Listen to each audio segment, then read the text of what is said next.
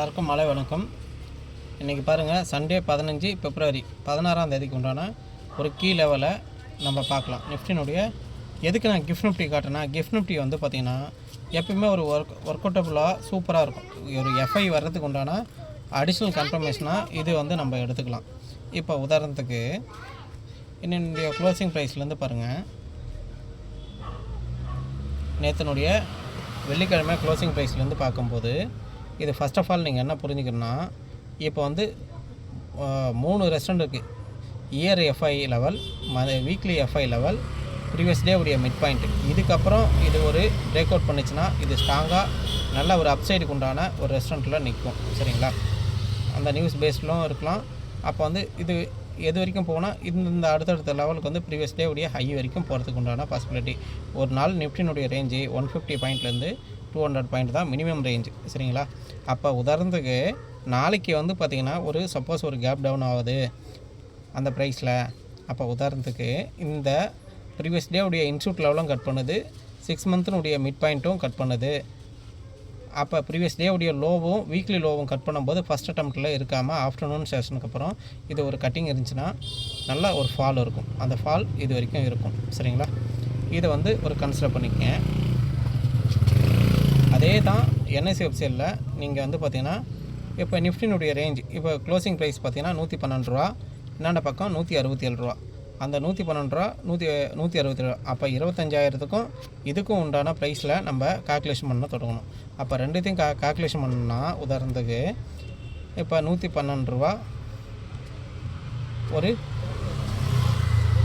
168 ரூபா ப்ளஸ் 168 ரூபா 280 ரூபா ப்ளஸ் 280 ரூபானா 25,500 அப்படின்ற ஓப்பன் ஆச்சுன்னா 25,780ன்றது இது ரேஞ்சு.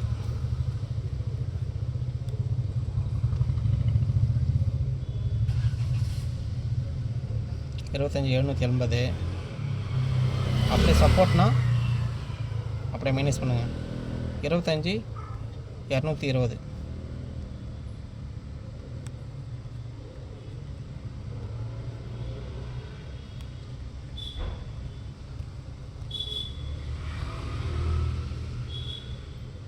Support point. சரிங்களா? இப்போ இங்கே என்ன சொல்ல வரேன்னா, இப்போ நாளைக்கு ஒரு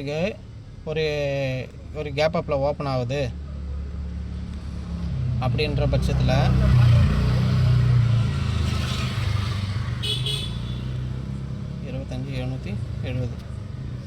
சப்போஸ் நாளைக்கு உதாரணத்துக்கு இந்த ரேஞ்ச் எதுக்காக சொல்கிறேன்னா, நாளைக்கு ஓப்பன் ஆகும்போது இவங்களுடைய க்ளோசிங் ப்ரைஸ் வச்சு நீங்கள் அட்டாச்மெண்ட் பண்ணிங்கன்னா இந்த ப்ரைஸ்க்கு அப்புறம் இது வந்து பார்த்திங்கன்னா மேலே ஓப்பன் ஆச்சுன்னா இதனுடைய மிட் பாயிண்ட்டை நோக்கி வந்துடும். அந்த மிட் பாயிண்ட்டை எப்படி நோக்கி வரும்னா, உதாரணத்துக்கு நான் சொல்ல வர்றது இது எப்படின்னா, இங்கே இந்த 280 டிவைடட் பை 2 140.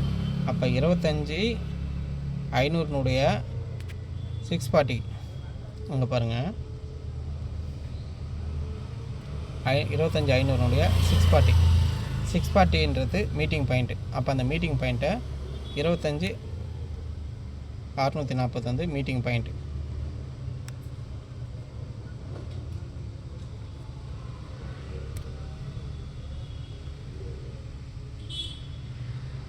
Meeting point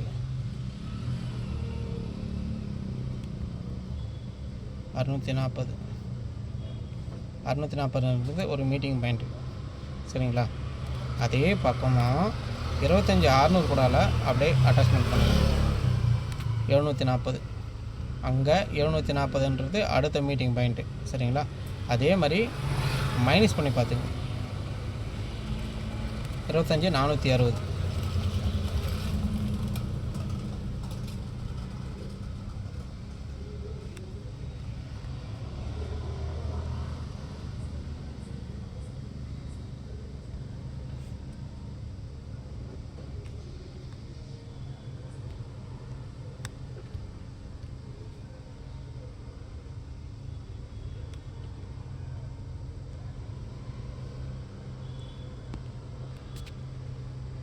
$460 360.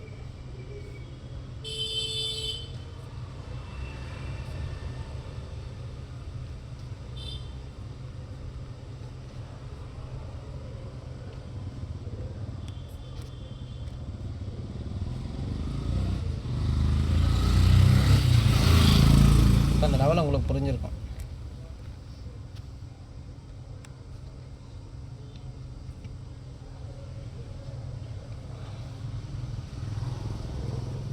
இப்போ நாளைக்கு நான் என்ன சொல்ல வரேன்னா, இப்போ நிஃப்டி ஓப்பன் ஆகும்போது இதனுடைய ரேஞ்சுக்கு அப்புறம்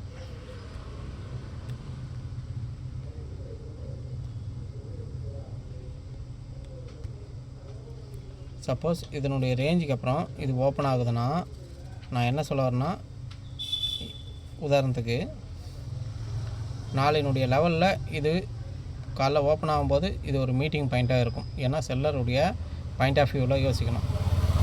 இந்த மீட்டிங் பாயிண்ட்டை கிராஸ் ஓவர் பண்ணுச்சு, அப்போ வீக்லியுடைய மிட் பாயிண்ட்டையும் கிராஸ் பண்ணுது அப்படின்ற பட்சத்தில் இந்த ரேஞ்சை தொட்டுட்டு அகெயின் ஃபால் ஆகுதா, இல்லை அந்த இடத்துல ஒரு கன்சல்ட் ஆகுதான்னு பார்க்கணும். அடுத்த பிரேக் அவுட்காக வெயிட் பண்ணுமா அப்படின்னு பார்க்கணும். சரிங்களா? அதே மாதிரி ஒரு அளவுக்கு கேப் அப் ஆகிடுச்சு. சப்போஸ் 25,760க்கு மேலே ஓப்பன் ஆகுது. அப்போ நிஃப்டி பட்சத்தில் இப்போ 25,920 ஓப்பன் ஆச்சுன்னா இதை வந்து ஃபஸ்ட்டு ஒரு சப்போர்ட்டாக எடுத்துரும், ஃபால் ஆகிடும். ஃபஸ்ட்டு கேண்டில் ஃபால் ஆகிடும். இல்லை சப்போஸ் இந்த ரேஞ்சு பக்கத்தில் ஓப்பன் ஆகுதுன்னா இதனுடைய மிட் பாயிண்ட்டை நோக்கி ஆட்டோமேட்டிக்காக கேண்டில் வந்துட்டு அதுக்கப்புறம் தான் கேண்டில் அடுத்த நகர்வு கீழ் நோக்கியா இல்லை மேல் நோக்கியா இருக்க போகிறத இந்த மீட்டிங் பாயிண்ட்டு முடிவு இருக்கும். சரிங்களா? இதை வந்து ஃபர்தராக யோசித்து பாருங்கள். அதனால் லைன்ஸ்லாம் பக்கத்தில் வரும்போது ஒரு ட்ரேடை அவாய்ட் பண்ணிடணும். அதே மாதிரி பேங்க் நிஃப்டியில் நான் வீடியோவில் கொடுத்துருக்கேன், அது எப்படி பார்க்கணும். எப்போயுமே ஒரு கிஃப்ட் நிஃப்டியும் நிஃப்டினுடைய லெவலும் இதில் வந்து ப்ரிடிக்ஷன் பண்ணும்போது அப்போ வந்து கரெக்டாக இருக்கும். அப்போ செகண்ட் ஹாஃபில் நான் என்ன சொல்ல வரேன்னா, இந்த நிஃப்டினுடைய 6 மந்த்தினுடைய மிட் பாயிண்ட்டை வந்து செகண்ட் ஹாஃபில் உடைஞ்சிருச்சு. இப்போ காலையில் இதனுடைய கேண்டில் இப்படி மூமெண்ட் கொடுத்துருக்குன்னு வச்சுங்க. இப்போ இந்த ரீசெண்டான காலைல மார்னிங் வந்த இதனுடைய லோ என்ன ப்ரைஸ்னு வந்துருப்பாருங்க. அந்த லோ ப்ரைஸ்க்கு அப்புறம் அது உடையும் போது அந்த ப்ரைஸ்லேருந்து நம்ம ஒரு இம்பேக்ட் இருக்கும். அப்போ அந்த ஸ்ட்ரைக் ப்ரைஸ்லேருந்து ஒரு இம்பேக்ட் இருக்கும். நான் செபி ரிஜிஸ்டர் கிடையாது, ரீட்டெயில் ட்ரேடர் இன்வெஸ்டர் தான். நான் ஒரு ஆட்டோ டிரைவர். சரிங்களா? ஒரு 5 இயர் எக்ஸ்பீரியன்ஸ்.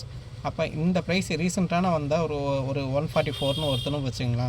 அப்போ அந்த 144க்கு அப்புறம் 150க்கு அப்புறம் அந்த ப்ரைஸ் என்றது இந்த 420லேருந்து 300 ரூபா வரைக்கும் போகும்போது அப்போ 140 பாயிண்ட்டு ஒரு ஸ்ட்ரைக் ப்ரைஸில் வந்து ஒரு இந்த மணியில் ஒரு 140 பாயிண்ட்டு கீழே ஃபாலோ ஆகுதுன்னா 140 அடுத்த மணியினுடைய ப்ரைஸு 0.55 பைசா. அப்போ 77 பாயிண்ட்டு அங்கே மூவ் ஆகும். அப்போ நம்ம வாங்கக்கூடிய ப்ரைஸ் வந்து 180 ரூபான்னா 227. அப்போ நம்ம ஆப்ஷனுடைய புக் வேல்யூ நம்ம புக் பண்ணுறதுக்கு என்ன ப்ரைஸ் பண்ணணும்னா 220 நம்ம இது பண்ணிடணும். சரிங்களா? நன்றி, வணக்கம். டெலகிராம் சேனலை ஃபாலோ பண்ணுங்கள், லைக் பண்ணுங்கள், கமெண்ட்ஸ் பண்ணுங்கள். சரிங்களா? இது வந்து புது ட்ரேடர் வந்தாங்கன்னா அவங்களுக்கு வந்து இது வந்து பார்த்திங்கன்னா